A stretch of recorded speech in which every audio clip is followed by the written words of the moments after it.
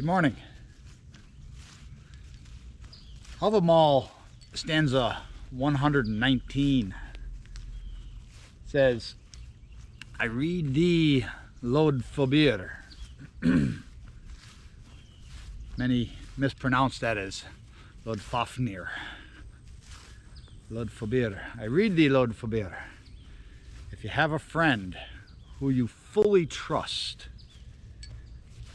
then travel to find him often, him or her often.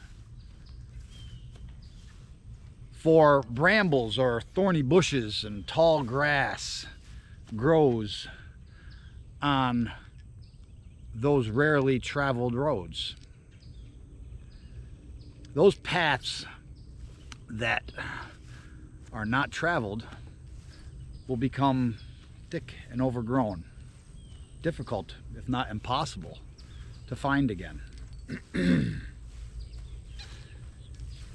That's true. Now, who is Lod Fobir? Well, Lod Fobir he's the famous Lod. That's the fabled Lod. That's what Lod Fobir means. Many Abrahamic translators have mistranslated it to be the wandering singer. And that's just erroneous. Freya, when she gives her wake-up call, roka rokra, when twilight grows dark, calls that fabled Lod the worthy Lod. So what are they? Well, Freya, goddess Freya, gives her wake-up call right around Sáinn, the time of year that we're in right now. Sáinn.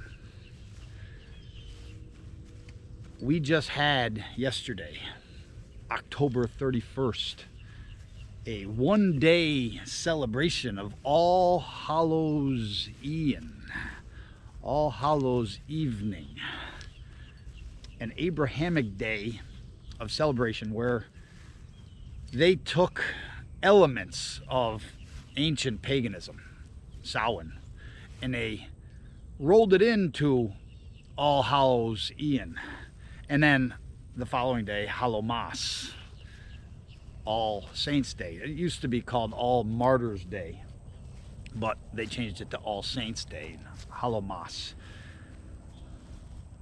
A day of feasting, a time of feasting, but they manipulated Sáinn to be a one-day event of fear. And that's, they say, where the ghosts and the goblins come from. Our pagan ancestors did not fear death. The thinning of the veil was made thinner, has lost its deeper meaning. It's lost the worthy Lod element, the Lod Fobir.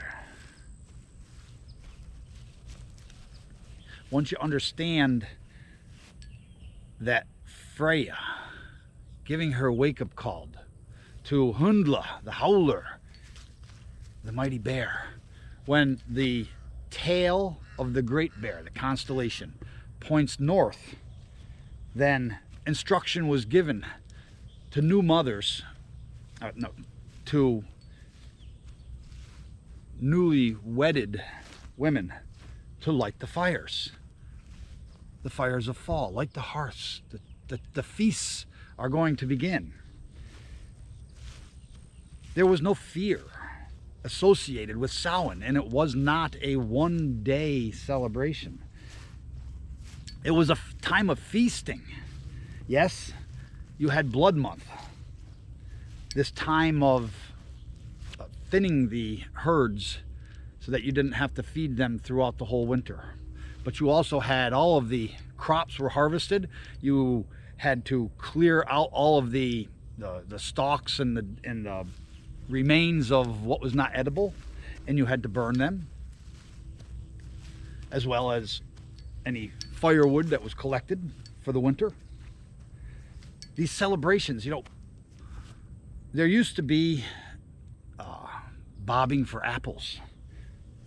Apples, why? Why? Because apples are harvested in the fall. There was a lot of elements that are being lost. And now with this fear in our society today with COVID, they're even saying to not have the feasts.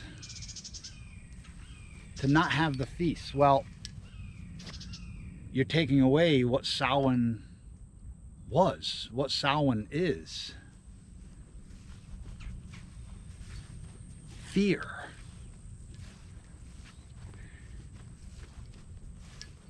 You're letting brambles grow on those roads. They don't want you to fare those roads. They don't want the grandparents and the parents to meet with the young.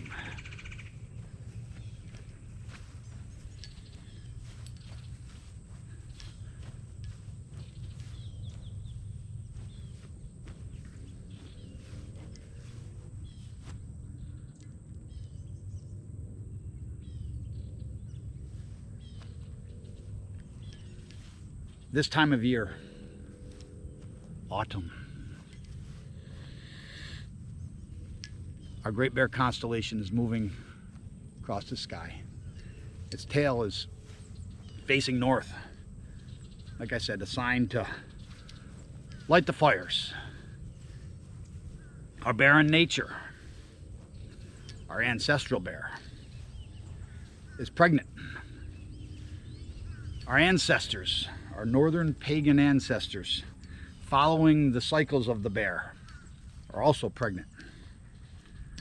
Nature is sowing her seeds. Those apples that fall to the ground, eaten by deer and bear, those seeds are then deposited in fresh fertilizer. Then they go dormant for the winter. Sáinn. In the Gaelic language, it means November. There's an Old Norse word, sowing, and it means sowing. Nowhere do we see a one-day element. We are still in Sáinn. And that will take us up through the Feast of Ul, which has been replaced with Thanksgiving. But notice the feasting element that's taking place, and then the Twain month celebration of Yule, which has been replaced with a one-day element called Christmas. That's funny when people say, keep Christ in Christmas. He was never there. Not in ancient times, when the Yule was celebrated. The Twain month of Yule. The Fur Yule, and then you had the winter solstice, and then you had the Efter Yule. This time of roads well traveled by family, folk, and frith, that element of people that you fully trust, and you fare to find those roads often. You know, hunting this time of year, the horned wild beast, the white-tailed deer, the reindeer, the mule deer, the elk.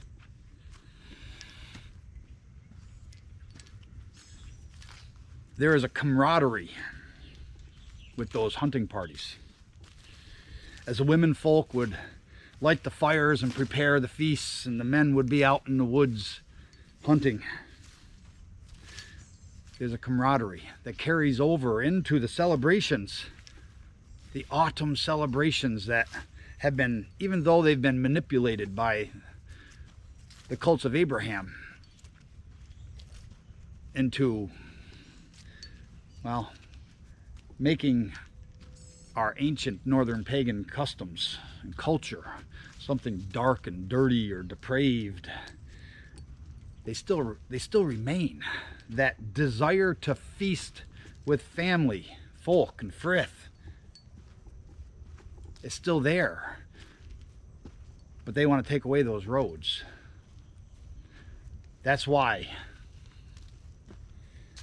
Halloween is such a big celebration, a big feast. That's why Thanksgiving is such a big feast. That's why Christmas is such a big feast. Now, Sáinn, Lod Fabir, the worthy load. Wakey, wakey, my friend. Hundla the howler. Move off the heathen altar. Okra okra draws near. This was not about death. The thinning of the veil, the night sky, as the night hours grow longer in nature. This was a time of ancestral communication where the women, maidens who were about to be mothers, and women who were already mothers who were about to expand their families, being blessed by Mother Goddess Free. They would start to have dreams and divinations. Ancestral communication. Fire is hypnotic. It really allows for some deep meditation.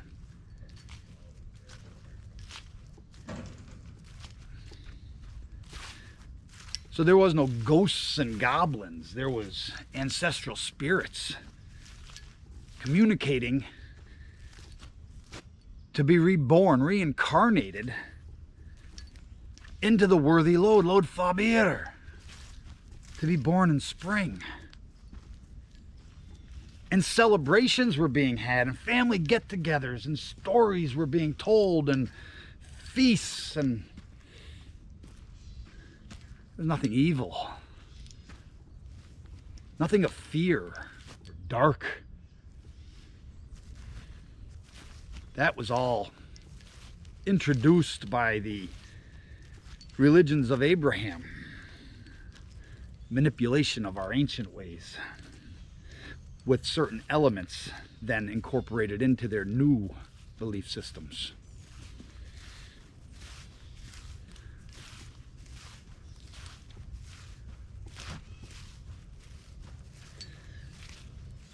It's funny.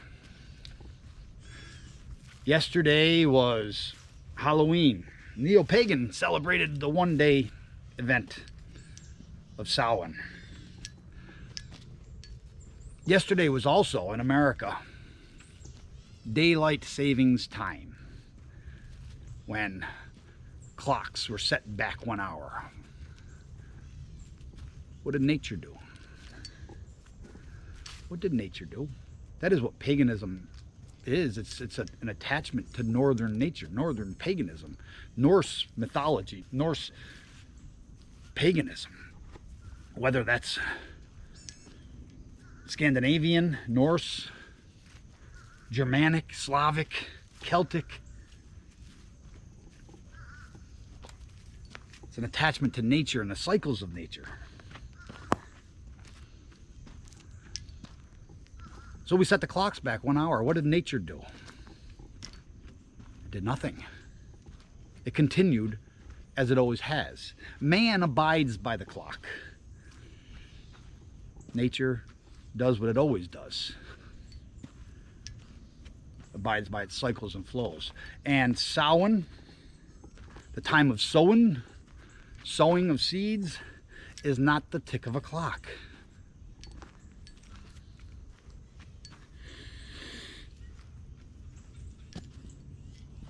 It will be a shame if we as a culture, as a folk, with these deep ties to our ancestral ways, allow through newly implanted fear.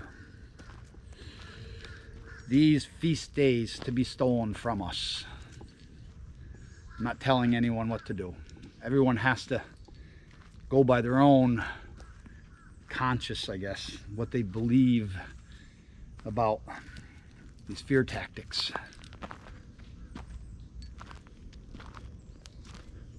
But it will be a shame if that part of our culture becomes overgrown with brambles and tall grass. Indeed. We are still in the time of Sáinn. Look for the apples on the trees. Hunting is beginning to start. Hunters are going to look for those well-trodden paths called deer runs.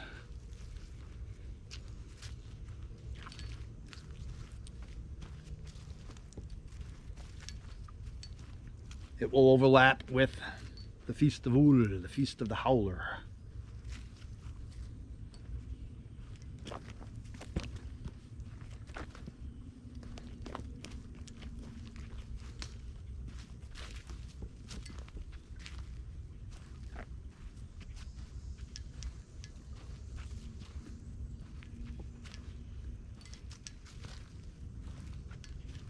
Found myself a nice little trodden path right here along the water's edge. Very peaceful.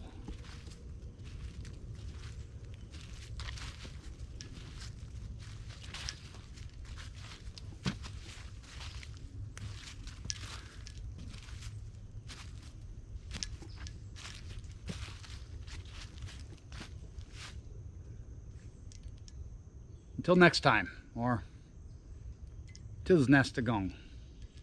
Good house.